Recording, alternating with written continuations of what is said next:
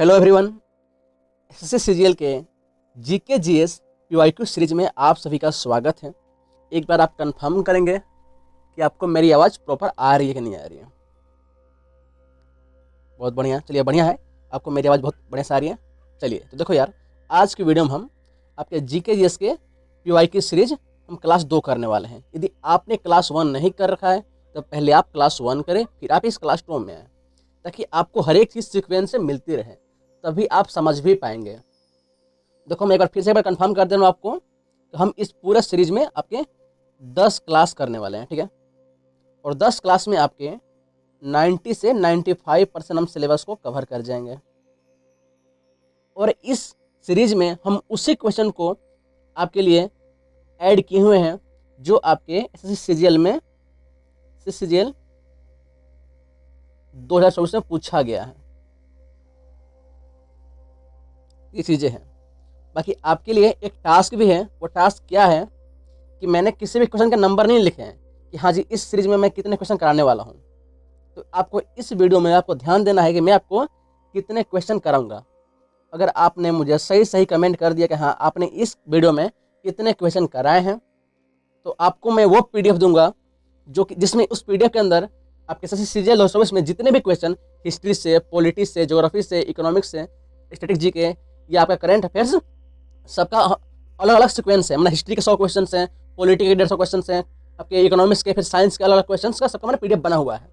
तो जो भी मुझे ये बताएगा कि मैंने इस वीडियो के अंदर कितने क्वेश्चन कराए हैं, उसको ये पीडीएफ मिलने वाली है। तो आपका टेस्ट शुरू होता है। तो हम शुरू करते हैं, और साथ में आपको हर एक क्वेश्चन का रिप्लाई भी करना है, तभी आपको वो पीडीएफ मिलेगा, ठीक है।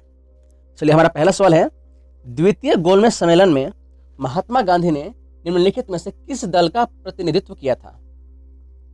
तो देखो यार, जो गोलमेज सम्मेलन हुए हैं ये आपके 1931 से 1932 के बीच में हुए हैं, ये तो आपको पता होगा।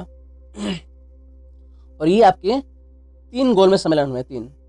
पहले में और तीसरे में कांग्रेस ने भाग नहीं लिया था। कांग्रेस ने भाग सिर्फ दूसरे गोलमेज सम्मेलन में लिया था। और इसी दूसरे गोलमेज सम्मेलन में कांग्रेस का प्रतिनिधित्व महात्मा गांधी ने किया था, ठीक है। ये आपको ध्यान रखने हैं, ठीक है। आगे बढ़ते हैं। हमारा नेक्स्ट क्वेश्चन है, हड़प नीति भारत के किस गवर्नर जनरल द्वारा तैयार की गई एक विलय नीति थी। आपके ये ऑप्शन है लॉर्ड मेयो, कैनिंग, डलहौजी और वेलेस्ली। तो आपको जो भी सही आंसर लग रहा है आप हमें बताएंगे कि हड़प नीति किसके द्वारा तैयार की गई एक विलय नीति थी। तो हड़प नीति डलहौजी के द्वारा तैयार की गई एक विलय नीति थी, ठीक है। अच्छा, अगर सवाल ये पूछता है कि डलहौजी का कार्यकाल कितना था, तो ये आपका हो जाएगा 1856 से 1862। ये आपको ध्यान रखने के 56 से 62 ये डलहौजी का कार्यकाल था, ठीक है। और इसी के समय सबसे पहले सतारा को विलय बनाया गया था, सतारा, ठीक है। तो ध्यान रखना, सवाल ये पूछता है कि विलय नीति के तहत सबसे पहले किस प्रांत को ब्रिटिश ईस्ट इंडिया कंपनी में सम्मिलित किया गया था, तो ये हो जाएगा सतारा। ये आपको ध्यान रहेगा। अगर हम बात करें लॉर्ड मेयो की, तो ये आपके 1872 में, इसी के समय में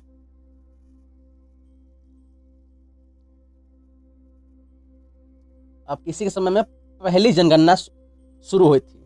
तो ध्यान रखने के भारत में प्रथम जनगणना मेयो के कार्यकाल में ही शुरू हुई थी, ठीक है। ये आपको ध्यान रखना है। अगर हम कैनिंग की बात करें, लॉर्ड कैनिंग की बात करें, तो ये आपका भारत का ये अंतिम गवर्नर जनरल, ये यहाँ लिखते हैं, ये आपका अंतिम गवर्नर जनरल और ये प्रथम वायसराय था। ये ध्यान रखना इसको, ठीक है। एक बार मैं रिपीट कर दे रहा हूँ, एक बार इसको काटते हैं फिर रिपीट करते हैं, ठीक है। डलहौजी क्या था आपका, यही आपका विलय नीति इसने नहीं लाया था। कब, इसका कार्यकाल कितना है, 1862 से 65, ठीक है। नहीं सॉरी, इसका था आपका 56 से 62, ठीक है। ये आपका, हाँ ठीक है, 56 से 62, ठीक है। मेयो के समय आपके प्रथम जनगणना हुई थी, ये तो ध्यान रहेगा आपको। फिर कैनिंग के समय क्या हुआ था, ये आपका अंतिम गवर्नर जनरल और प्रथम वायसराय था। ये आपको ध्यान रखना है, तो ध्यान रहेगा। आगे बढ़ते हैं। निम्न में से कौन सा युद्ध बाबर और राणा संगा के बीच में लड़ा गया था? तो आपको बताने हैं कि ये कौन कौन से युद्ध हैं जो बाबर और राणा संगा के बीच में लड़ा गया था। तो अगर हम बाबर की बात करें तो बाबर को इब्राहिम लोदी के चाचा बहलोल लोदी ने इसको यहाँ पर बुलाया था, ठीक है। उसका पहला युद्ध था पानीपत का प्रथम युद्ध, कब? 1526 में, जिसमें आपका बाबर और इब्राहिम लोदी था, ठीक है। इब्राहिम लोदी था जिसमें आपका बाबर जीत गया था। इसके बाद आपका खानवा का युद्ध हुआ, खानवा, जो कि आपका बाबर और राणा संगा के बीच में हुआ था, ठीक है। आपका सही आंसर हो जाएगा खानवा का युद्ध। ये कब हुआ? 1527 ईस्वी में। फिर हुआ आपका 1528 में चंदेरी का युद्ध, और इसके बाद आता है घाघरा का युद्ध। ये हुआ 1529 में। फिर इसके बाद आपके 1530 में इसकी मृत्यु हो गई थी। ये आपका 1530, तो ये को ध्यान रहेगा। 1526 में इसने पहला युद्ध लड़ा, पानीपत का प्रथम युद्ध, ठीक है। फिर उसके बाद खानवा का युद्ध, फिर चंदेरी, और उसके बाद घाघरा, और लास्ट में इसकी मृत्यु हो गई 1530 में, ठीक है। और बाबर का बेटा कौन था? हुमायूं। तब इसके बाद आपके 1530 में हुमायूं गद्दी पर बैठ गया। ये आपको ध्यान रहेगा। आगे बढ़ते हैं। आपको क्वेश्चन गिनते रहना है कि मैंने इस वीडियो में कितने क्वेश्चन कराए हैं, क्योंकि जो लोग सही क्वेश्चन बताएंगे उनको ही वो इम्पोर्टेंट पीडीएफ मिलेगी, जिसके अंदर आपके हिस्ट्री के अलग सवाल, पॉलिटी के अलग सवाल, आपके ज्योग्राफी के अलग सवाल, जो कि आपके एसएससी 2024 में पूछे गए हैं, वो हमारे पास पूरा पीडीएफ कंपाइल है। तो जो भी मुझे सही सही बताया कि मैंने इस वीडियो के अंदर कितने क्वेश्चन कराए हैं, ये पीडीएफ सिर्फ उसी को ही मिलेगी। सवाल क्या है? 1857 की क्रांति मई में भारत के किस छावनी से आरंभ हुई थी? यानी कि 1857 की जो क्रांति हुई थी, ये भारत के किस छावनी से आरंभ हुई थी? ये थी आपके मेरठ से हुई थी, ठीक है। अच्छा, कितने मई को हुई थी? तो ये आपका 10 मई को हुई थी, ठीक है। ये क्रांति शुरू हुई थी मेरठ छावनी से। अच्छा, इसका कारण क्या था? तो कारण ये था कि पुरानी बंदूक की जगह पर नई एनफील्ड राइफल का इस्तेमाल, नई एनफील्ड राइफल का इस्तेमाल, और इसमें आपके गाय और सुअर की चर्बी का इस्तेमाल होता था। और इस राइफल की खासियत ये थी कि इसकी जो कारतूस थी, यानी गोली थी, उसको आपको लोड करने यानी भरने से पहले मुंह से खोलना पड़ता था। तो अगर मान लो अगर कोई हिंदू है, वो गाय की चर्बी इस्तेमाल करेगा, मुंह में मान लो लगाएगा, तो उसका धर्म भ्रष्ट हो गया। और इससे मुस्लिम भाई के लिए भी आपका सुअर होता है, उनके लिए भी सुअर पवित्र होती हैं। ये सारी चीज़ें हैं, तो इसका कारण ये भी था। आगे बढ़ते हैं। भारतीय संविधान की कौन सी विशेषता आयरलैंड के संविधान से ली गई थी? आपको बताना है कि आयरलैंड के संविधान से हमने कौन सा विशेषता अपने संविधान में जोड़ी है। तो आपका ये हो जाएगा राज्य के नीति निर्देशक तत्व, ठीक है। इसी को हमने आयरलैंड से लिया था। अच्छा, और हमने क्या क्या लिया था आयरलैंड से? तो राष्ट्रपति के द्वारा राज्यसभा में मनोनीत करने की शक्ति, मनोनीत करने की शक्ति। आपको पता होगा कि राज्यसभा में राष्ट्रपति आपके 12 सदस्यों को, कोई कला से हो सकता है, कोई साहित्य से हो सकता है, कोई विज्ञान से हो सकता है, कोई समाज सेवा से हो सकता है, इन सारे क्षेत्रों से 12 व्यक्तियों को वो मनोनीत कर सकते हैं। यही शक्ति ये भी हमने आयरलैंड के संविधान से ही लिया है। साथ में राष्ट्रपति के निर्वाचक मंडल में कौन कौन से सदस्य होंगे, ये भी हमें आयरलैंड के संविधान से ही हमने लिया है। तो चलिए, सवाल आपसे ये है कि राष्ट्रपति के निर्वाचक मंडल में कौन कौन से सदस्य होते हैं? तो देखो, संसद और राज्य विधानसभा के निर्वाचित सदस्य, यानी कि आपके लोकसभा, राज्यसभा और विधानसभा के सभी निर्वाचित सदस्य ही राष्ट्रपति को वोट कर सकते हैं, ठीक है। तो ये हमने आयरलैंड से लिया है, देखो ध्यान रखना है। आगे बढ़ते हैं। संविधान का कौन सा भाग पंचायतों से संबंधित है। आपके ऑप्शन ये हैं, अगर आपको इसका आंसर पता है तो आप अवश्य बताएं। ये आपके भाग 9 के अंदर है, पंचायत की चर्चा भाग 9 में की गई है। ठीक है। अच्छा, सवाल ये भी पूछता है कि कौन से संविधान संशोधन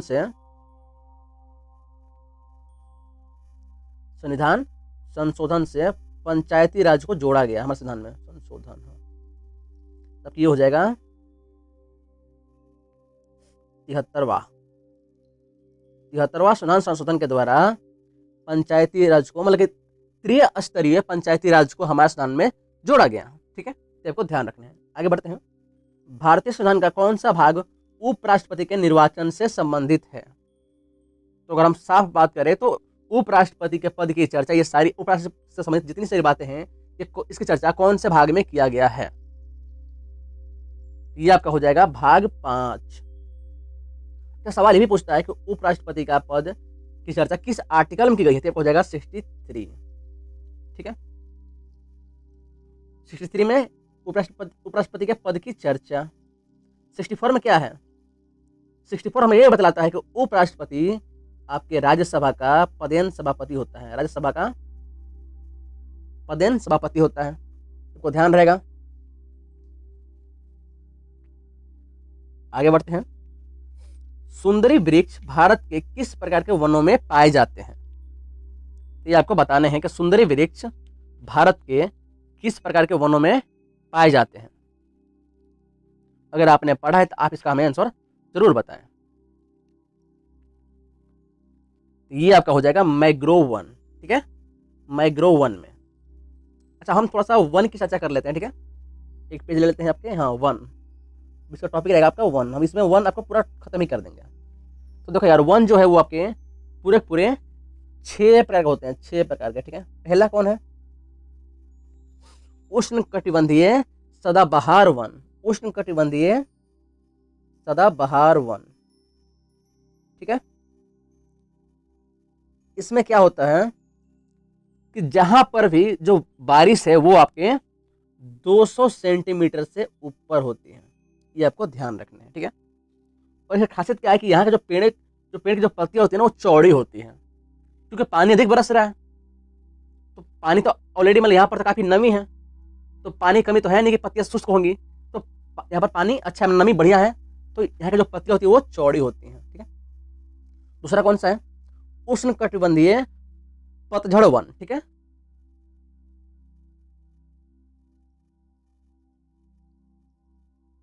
इसमें क्या होता है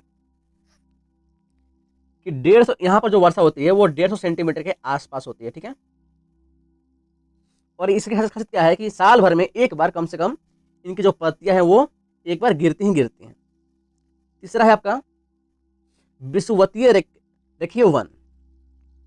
यहाँ पर आपके जैतून मिलता है, जैतून हो गया, फिर आपका हो जाएगा कॉर्क हो जाएगा, ये सारी चीजें आपके विषुवतीय वन मिलता है, जो कि विषुवत रेखा पर स्थित होता है। चौथा है आपका पर्वतीय वन।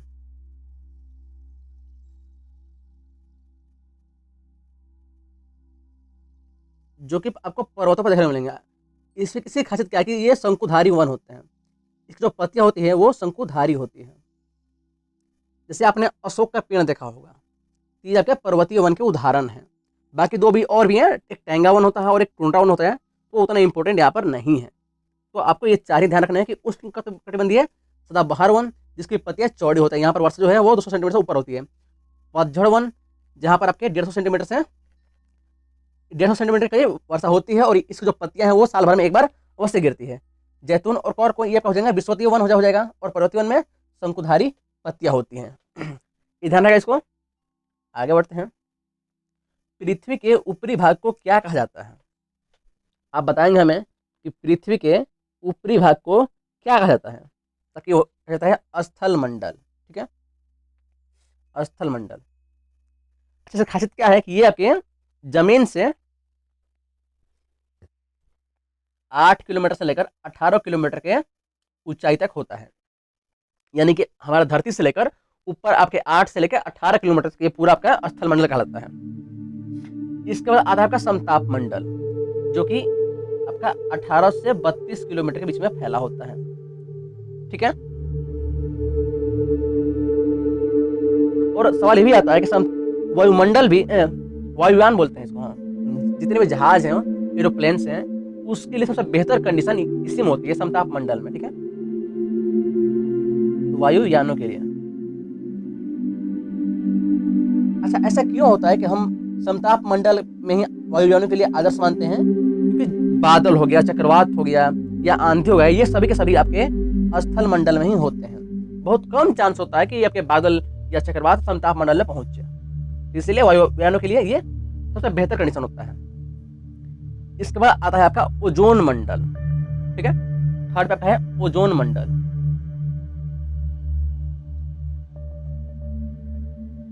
जिसमें आपका ओजोन गैस वहां पर विद्यमान है, जो कि आपके 32 से 60 किलोमीटर के एरिया में ये फैला होता है। ठीक है, और इसी ओजोन परत को हम पृथ्वी का सुरक्षा मंडल भी कहते हैं। ठीक है, आपको पता है ना कि ओजोन जो परत है वो सूर्य से आने वाली परावैंगनी विकिरण से में रक्षा करती है। ठीक है, इसके बाद आपका आता है आयन मंडल। आयन मंडल, अच्छा, इसमें क्या होता है? तो इसमें आपका जितने भी आपके सैटेलाइट हैं या रेडियो के सैटेलाइट्स हैं, ये भी आपके आयन मंडल में होते हैं, सैटेलाइट। ठीक है, अच्छा, इसकी चौड़ाई कितनी होती है? आपका हो जाएगा 60 से 640 किलोमीटर, यानी कि आप 650 मान सकते हो कि आपका आयन मंडल की चौड़ाई। एक और यहाँ पर आयन मंडल आपका 60 से 640 किलोमीटर के एरिया में फैला होता है, ये ऊपर। ठीक है, इससे में आपका सैटेलाइट होते हैं। और लास्ट में आपका है बाह्य मंडल, जो कि आपका 640 किलोमीटर से ऊपर के पूरे एरिया को कवर करता है। इसकी कोई निश्चित सीमा बिल्कुल भी नहीं है। तो हमने आज वायुमंडल पढ़ लिया, आगे बढ़ते हैं। नेक्स्ट है प्रथम पंचकोशी योजना किस मॉडल पर आधारित थी? ये था आपका हेराल्ड डोमर मॉडल। ठीक है, अच्छा, ये कब लागू हुई थी? ये आपका था 1951 में लागू हुई थी। ठीक है, अच्छा, इसमें किस बात पर फोकस किया था? इसमें था आपका कृषि पर फोकस किया गया था, और ये योजना सफल रही थी, ये आपको ध्यान रखना है। ठीक है, आगे बढ़ते हैं। 2011 की जनगणना के अनुसार किस राज्य की साक्षरता दर सबसे ज्यादा है? तब क्या हो जाएगा? केरल। यहाँ की साक्षरता दर सबसे ज्यादा केरल की। ठीक है, बिहार आपका जगह जनसंख्या घनत्व सबसे अधिक कहाँ पर है? बिहार में है। जनसंख्या घनत्व बिहार में है। और ये जो सवाल है ना, ये हर एक एग्जाम पूछा गया है। आप जीडी से लेकर सीजीएल के मेंस तक सब है, जीडी, एमटीएस, सीजीएल, रेलवे के एनटीपीसी, आरपीएफ कांस्टेबल, आरएफएसआई, फिर आपका क्या बोलते हैं उसको, टेक्निकल, सारे हर एक एग्जाम में ये सवाल तो पूछा ही गया है कि जनसंख्या घनत्व सबसे अधिक कहाँ पर है? तो बिहार में है। ठीक है, अच्छा, हरियाणा में क्या है? सबसे कम लिंगानुपात यहाँ हरियाणा में है। लिंगानुपात सबसे कम कहाँ पर है? आपका हरियाणा में है। ठीक है, आगे बढ़ते हैं। अंबुबाची मेला असम के किस मंदिर के परिसर में मनाया जाता है? ये आपको बताने हैं। तो अंबुबाची मेला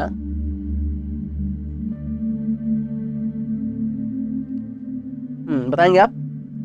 इसका जो सही आंसर है आपको हो जाएगा कामाख्या मंदिर। ठीक है, तो मेरा सवाल है कि आप मुझे असम के कुछ लोक नृत्य बताएंगे। असम के लोक नृत्य कौन कौन से हैं? आपका एक हो जाएगा बिहू,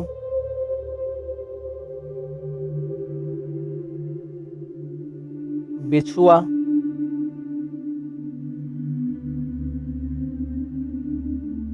खेल गोपाल, खेल गोपाल, एक दो आप भी बताएं और कौन कौन से हैं? आपके आश्रम के बिहू, बिछुआ, खेल गोपाल, फिर आपका यहाँ पर कली गोपाल।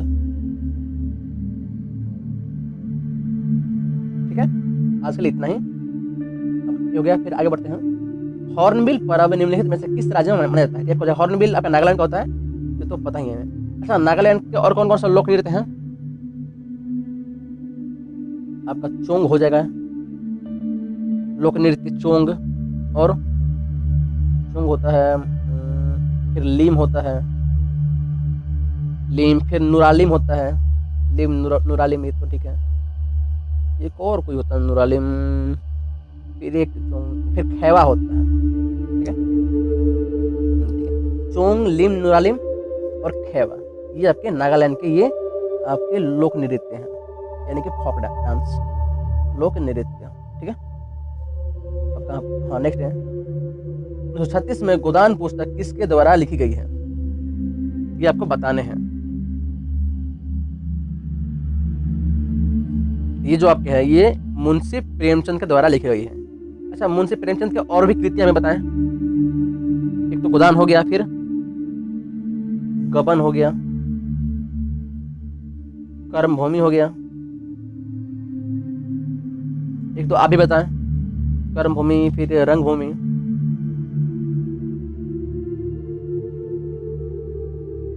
ठीक है। फिर बाण भट्ट हर्षवर्धन का दरबारी कवि था, ठीक है, जिसने खालिस्तान नामक पुस्तक की रचना की थी। तो बाण भट्ट ने हर्षचरित्र नामक पुस्तक लिखी थी। ठीक है, ये आपको ध्यान रखना है। अच्छा, मुद्रा राक्षस किसने लिखी थी? जो मुद्रा राक्षस ये के थे विशाख दत्त ने लिखी थी, विशाख दत्त। ये सभी आपके प्राचीन भारत की पुस्तकें हैं। अर्थशास्त्र चाणक्य, आचार्य चाणक्य, आप कौटिल्य बोल सकते हो, उन्होंने लिखी है। ठीक है, चाणक्य ऐसे होता है ना, चाणक्य। MS वर्ड में एक डॉक्यूमेंट को खालिस्तान का उपयोग करके प्रिंट किया जाता है, यानी कि प्रिंट करने के लिए शॉर्टकट क्या है? Ctrl+P। तो प्रिंट हो गया, Ctrl+X होता है, ये कट के लिए होता है, और Ctrl+V पेस्ट के लिए, यानी आपने कुछ भी कॉपी किया है उसको आप पेस्ट करने के लिए Ctrl+V प्रेस करते हैं, और Ctrl+A सिलेक्ट ऑल के लिए। चलिए ठीक है, आगे बढ़ते हैं। निम्नलिखित में से कौन एक इनपुट डिवाइस? इनपुट डिवाइस वो होती है जिससे आप कंप्यूटर में डेटा देते हो, जैसे आपको जगह माउस, कीबोर्ड, फिर आपका माइक हो जाएगा, फिर आपका क्या बोलते हैं टच पैड हो गया, ये सभी आपके इनपुट डिवाइस है। आउटपुट डिवाइस कौन सी होती है? जो आपको रिजल्ट शो करता है, जैसे कि प्रिंटर, जिससे आप प्रिंट निकालते हो, मॉनिटर, स्पीकर, फिर मॉनिटर में स्क्रीन आ जाता है, ठीक है, स्पीकर, ये सभी क्या है आपके आउटपुट डिवाइसेस हैं। तो दोस्तों ये रहा आपका QRQ सीरीज की क्लास 2nd। तो अगर आपको ये सभी इन्फॉर्मेशन अच्छी लगी है, आपके एग्जाम पॉइंट ऑफ व्यू से आपके अगर तैयारी में बढ़ोतरी हुई है, तो हमारे चैनल को सब्सक्राइब करें और वीडियो को लाइक करें। बाकी बहुत जल्द आपको हिस्ट्री के लिए हम 1 शॉट वीडियो लाने वाले हैं। 1 शॉट वीडियो हिस्ट्री हो गया, 1 shot history, polity, geography, economics, इन सभी के लिए हम आपके एक मैराथन प्लस 1 शॉट वीडियो भी लाएंगे। ठीक है, तो अगर आपने हमारे चैनल को सब्सक्राइब कर लिया है तो आपको इनका भी नोटिफिकेशन आपको बहुत जल्द मिलने वाला है। इतना उम्मीद है कि ये सभी चीज़ें आपको एग्जाम से हम 5 दिन पहले आपको मुहैया करवा देंगे। बाकी जो भी बच्चे मुझे ये बताएंगे कि इस वीडियो के अंदर हमने कितने क्वेश्चन सॉल्व किए हैं, तो उसको हम वो PDF सेंड कर देंगे। ठीक है, तो आज के लिए इतना ही, धन्यवाद।